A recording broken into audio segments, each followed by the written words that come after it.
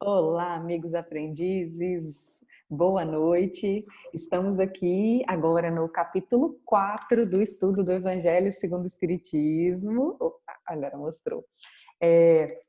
Kardec veio preparando a jogada, né, contextualizando o surgimento do Espiritismo, explicando que não veio destruir a lei, que tudo o que Jesus falou era referente a um mundo espiritual, que não era esse nosso mundo de carne, e essas coisas a gente já tinha chegado a comentar, né, nos capítulos anteriores. O capítulo 4 tem o título Ninguém pode ver o reino de Deus se não nascer de novo. E esse capítulo é o grande ponto, assim, diferente, bem diferente de outras vertentes religiosas. É a hora que o Kardec apresenta assim, tá, agora vou colocar o ponto central do Espiritismo, que é a reencarnação. Quer comentar? É isso mesmo. Boa noite, amigos aprendizes. É um prazer estar aqui falando novamente sobre o capítulo, né?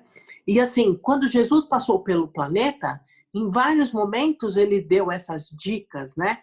De que o mundo não é o mundo material, né? Quando ele pergunta para os apóstolos, né? Quem vocês ouvem o pessoal dizer quem eu sou? Né? Não é bem com essas palavras, mas é mais ou menos isso. E aí o pessoal dá a resposta, né? E aí Jesus pergunta para os apóstolos: e vós?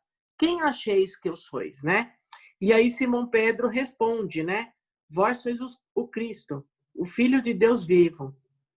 E Jesus lhe responde para ele, né? Sois um bem-aventurado, porque não foi nem a carne, nem o sangue que vos revelaram, mas o Pai que estás nos céus. Então, Jesus entendeu a resposta de Simão Pedro, né? Quando ele responde, e Simão Pedro realmente está falando que Jesus, ele não é somente aquela matéria, mas o Filho de Deus, aquele que veio trazer as boas aventuranças e tudo mais. E quando Herodes pergunta na época para Jesus, vós sois reis? Quando Jesus responde para Herodes, né? O meu reino não é deste mundo. Então, na passagem de Jesus, em vários momentos, ele deixa para nós uma deixa dessa questão da reencarnação. Na época, as pessoas não tinham condições, né, de entender a respeito da reencarnação, né? Então, ele não podia falar isso muito abertamente, mas por isso ele até nos ofereceu a questão do Consolador, que vinha trazer isso de uma forma bem abrangente e mostrar a questão da reencarnação, que eu acho que esse capítulo ele é o fundamental nessa questão da reencarnação, né? Eu até vejo que daí para frente, desse capítulo para frente, várias coisas não fazem o mesmo sentido se nós não considerarmos a reencarnação.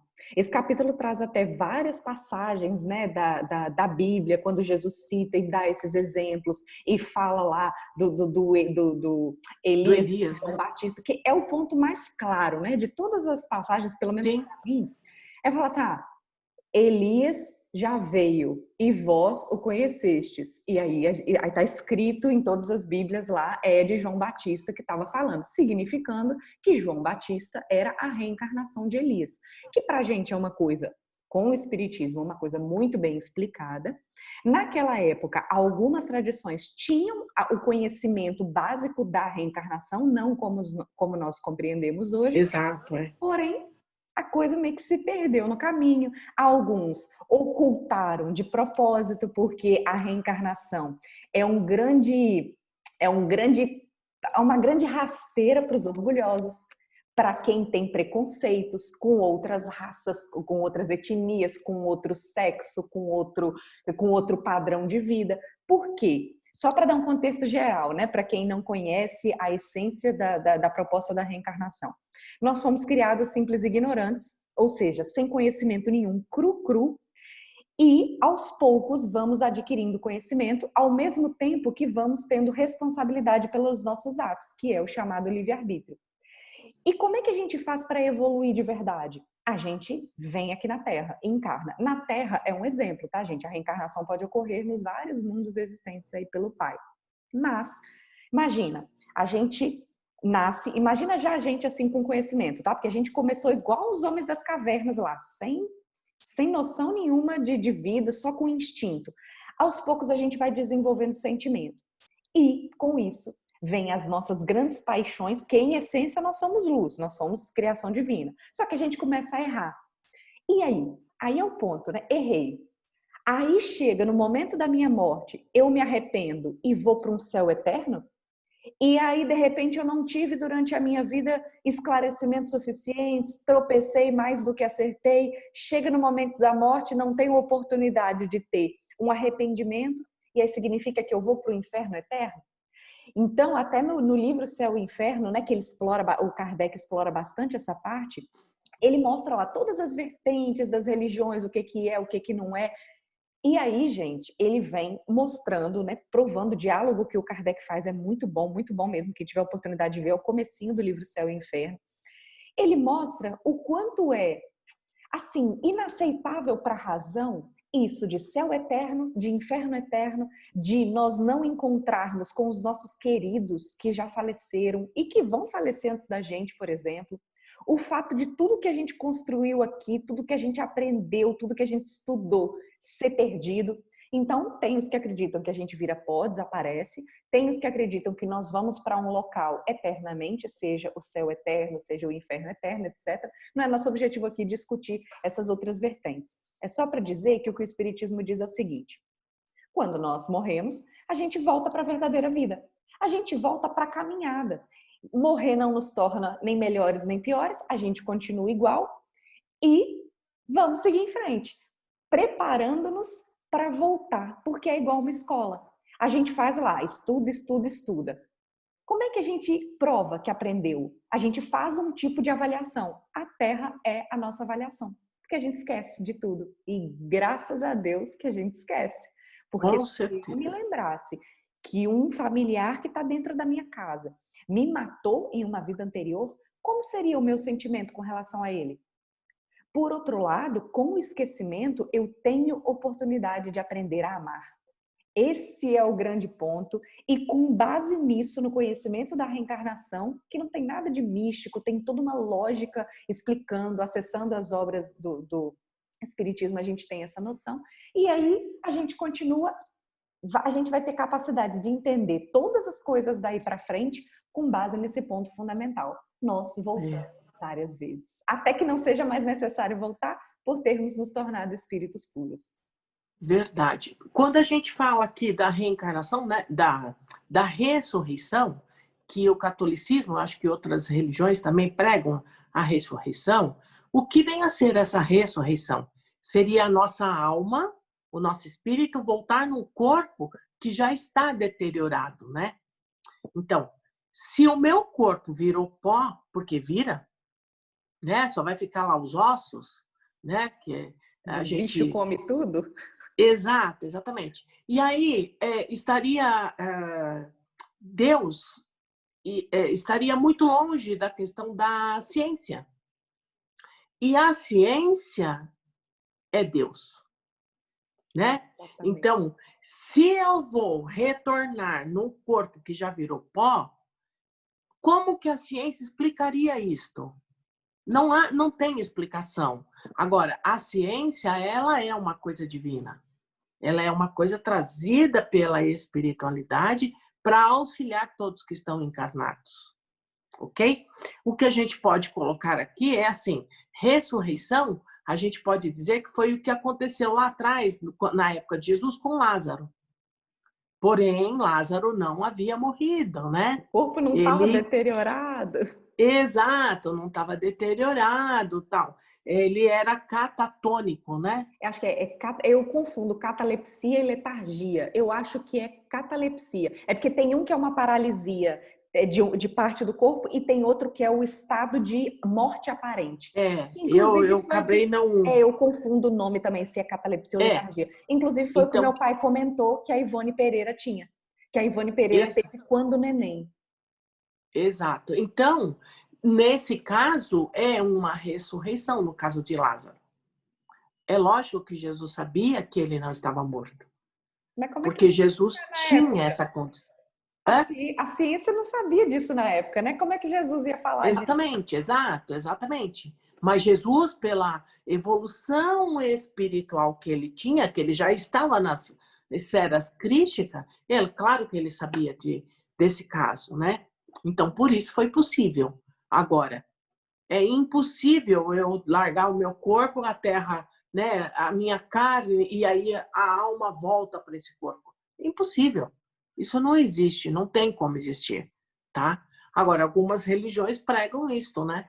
Mas é uma forma até que muito fácil, né? De fazer com que quem está ouvindo não questione as coisas de Deus, né? Que fica nos mistérios de Deus. E Deus não tem mistério. Tem Nada é coisa que a mistério. gente ainda não tem condição de saber. Mas aí não é porque ele está escondendo, é porque a gente realmente não consegue entender Exato, nem o básico que foi exatamente. passado para a gente. Exatamente. Então, assim, não existe esses mistérios de Deus. Então, a gente que tem que compreender isto e a gente vai aprendendo com o tempo. O próprio Kardec disse que a doutrina, ela não é uma obra acabada, né? Que existem coisas que estão lá no livro dos Espíritos, do qual a gente ainda não tem condições de compreender e de entender. E que na época correta, na época certa, a gente vai ter essas informações. Né? E Gente, para isso a gente precisa ter evolução.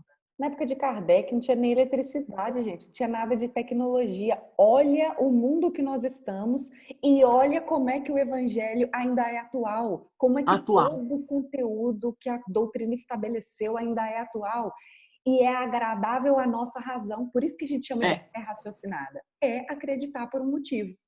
Tem um ponto que eu anotei que tem no capítulo que eu achei interessante, pensei num negócio para comentar aqui, que está escrito, né, uma frase conhecida: ouçam aqueles que têm ouvidos para ouvir.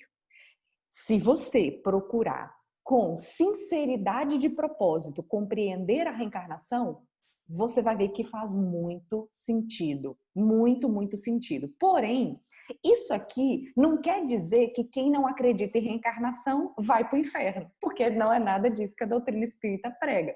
Não importa a religião que você teve, não importa se você acreditou ou não em reencarnação, o importante é o que você faz, cada um segundo suas obras. Porém, o conhecimento da reencarnação facilita a nossa caminhada. Gente, a gente estava, antes de começar a gravar, comentando agora há pouco sobre desencarnação, sobre desafios de doença, de velhice, de desafios que aparecem na vida. Gente, saber da reencarnação é um alívio. Não é que vai doer menos a perda dos entes queridos, mas não vai nos trazer revolta. A vida continua, como tem numa parte ali do capítulo. Os laços familiares, eles só são fortalecidos pelo conhecimento da reencarnação. E a gente vive uma vida mais feliz dentro da felicidade possível aqui para a Terra. Que a gente compreende um pouco Verdade. mais a realidade espiritual. Eu só queria colocar que, assim, que a reencarnação, na verdade, ela está dentro da justiça divina, né? Porque senão, pensa, eu posso fazer da minha reencarnação uma questão muito boa, usando o meu livre-arbítrio, né? Usar bem ou usar mal, né? Isso é uma decisão de cada um. Agora, já pensou se a gente tivesse, por exemplo, os casos das pessoas que estão à margem, né, da sociedade, que estão na cadeia, que cometeram algumas coisas. Essas pessoas também têm amor, né? Eu demorei muito para entender isso na vida, sabia? Muito, muito. A doutrina que me mostrou isto, né? E aí, assim, exato. E aí, assim, como essa pessoa vai ficar? Alguém ama este ser que está na cadeia. Tem uma mãe que chora por ele, tem um pai que chora por ele, tem um filho que sente saudades, né?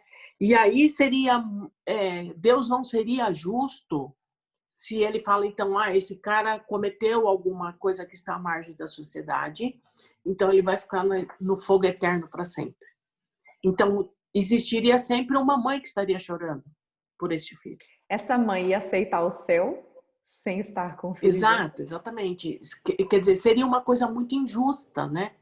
Então, eu acho que quando ele fala, traz a reencarnação, quando Kardec esclarece essa questão da reencarnação, ele está mostrando a justiça divina. Que a gente precisa realmente retornar para que a gente possa se ajustar, né? E o esquecimento é benéfico, porque imagina essa pessoa que sai da cadeia e tenta se reintegrar à sociedade. Como é difícil, porque a pessoa olha para ela julgando, olha para ela dizendo: você saiu da cadeia, você errou. Se não fosse o esquecimento, tinha 50 milhões de dedos apontados para a gente, dizendo assim: você errou, você fez isso, você fez aquilo. Não. Limpa a nossa ficha, pelo menos de mentirinha, né? Pelo menos Exato, torna escondidos os nossos erros.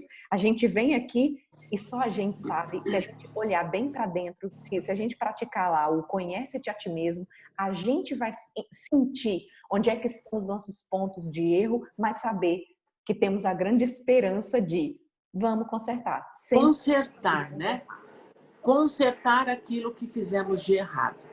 E eu acho que aí é que entra a questão da justiça mesmo, né? E aí, assim, eu acho também que a gente, enquanto espírita, né, e para o pessoal que está ouvindo, não tem que se preocupar com aquilo que foi ou que deixou de ser. É viver o presente da melhor forma possível. Fazer o seu melhor, né? Para tudo e para todos e consigo mesmo, né? Para a gente mesmo. Que a gente faça o nosso melhor, independente do que eu fui, do que me aconteceu, né? Quem é os meus filhos que vivem comigo, quem é o marido que vive comigo, enfim, a gente tem que fazer o nosso melhor hoje. Eu acho que isso é uma grande pegada aí pra gente, né? tá aí o recado. Ficamos então por aqui, comentando o 4º capítulo do Evangelho segundo o Espiritismo, com essa mensagem da Polônia aí de foco, começa agora, porque vamos todos ser espíritos de luz. Um abração, pessoal, e até Um semana que vem. abraço. Abraço a todos e até a próxima.